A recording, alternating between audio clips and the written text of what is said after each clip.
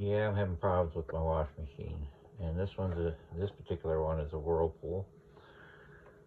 The Ultimate Care 2. You can see right here, I temporarily fixed my door switch, which is this thing right here. And what happens with these is, for some reason, they lose the spring in this particular part of it right here. And so the switch doesn't quite move far enough to start the dryer or the washer. So you just have to replace them. There's not much else you can do unless you want to.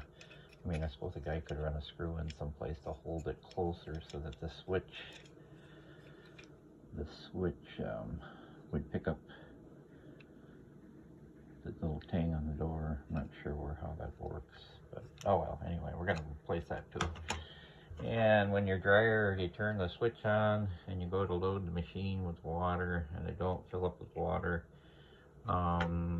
I bought this part because it makes sense that would be the problem, but that's kind of a dumb thing to do, but I'll admit it right now. But I can't think of anything else that, you know, because I could hear it switching on. I can hear the buzz.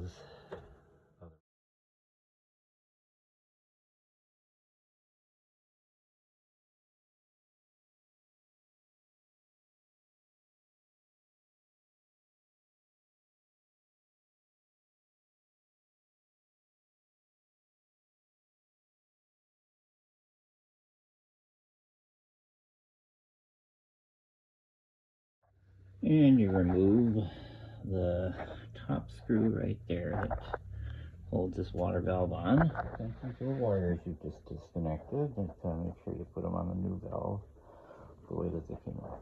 Here's the switch, guys. This is how I tried to temporarily repair it, which I'm sure some people will do. I have this piece of tape holding the switch. See, it has a little bit of play here, and it just moves a little bit out of range of where the door switch turns it on and off, so that's why I had to replace that. So I'll be pulling that off. This connector here and that screw. Okay, so here we go. Out with the old switch, in with the new. So that is in now. And when you go to put it back together, you'll see underneath here where the top cap goes on there that it's got little slots right there. And those are for these little holes right here on either side. You have to get them lined up. And then there's a screw right down here in the bottom that screws it down to these corners here. So got to remember to do that. Get everything slid back inside there. There's a plastic tray that goes into this part here that you got to be careful sliding that back in. So see if I can show you a picture of that. That's under. You can kind of see it up there. This thing right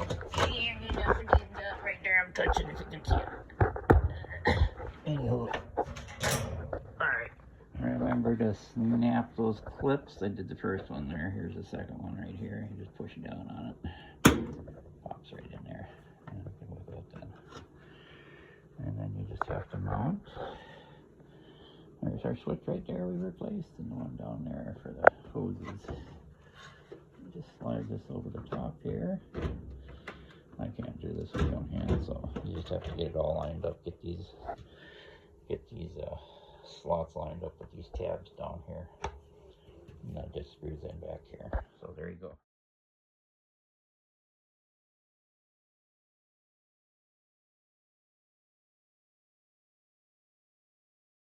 Okay, when you put these clips in, I've already got this one in right here. You can see what they do is they fit in. You can see this tang on the back here. It just kind of sticks up a little bit. You can see it there. Okay, that goes through right down here and it hooks. And it's supposed to sit right back there. And then what you do is you bring it forward here. There it is right there.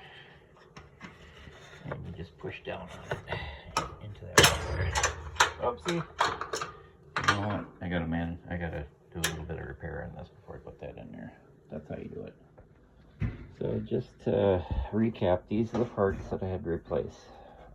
The problem I was having here was when I turned the machine to start it and fill the machine up, you'd pull out on it and I'd hear a buzz.